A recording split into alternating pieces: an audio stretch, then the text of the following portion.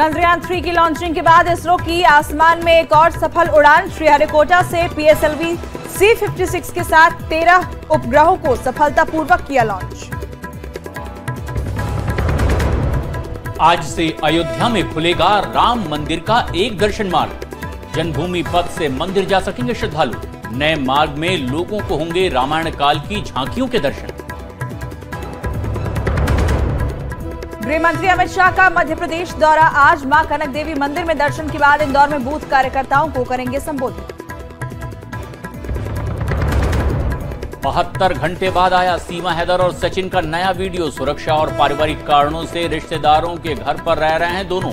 5 दिनों से नहीं आए हैं मीडिया के सामने।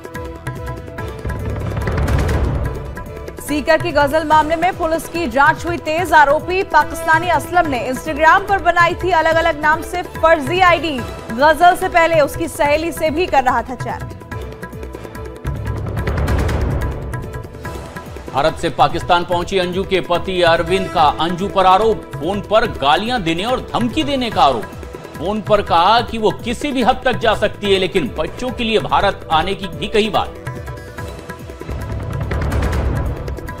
अतीक के वकील विजय मिश्रा गिरफ्तार। अतीक और अशरफ के नाम पर कारोबारी को धमकाने और 3 करोड़ रुपए वसूलने की कोशिश का आरोप। लखनऊ से प्रयागराज पुलिस ने किया गिरफ्तार। रूस की राजधानी मॉस्को पर ड्रोन से हमला। सरकारी अफसरों के अपार्टमेंट पर ड्रोन से अटैक। रूस के रक्षा मंत्रालय का दावा, 3 ड्रोन को हवा में ही किया नष्ट। और न्यूज 18 इंडिया लगातार बना हुआ है देश का नंबर 1 हिंदी न्यूज चैनल। दर्शकों ने खबरों के लिए न्यूज 18 इंडिया पर जताया भरोसा।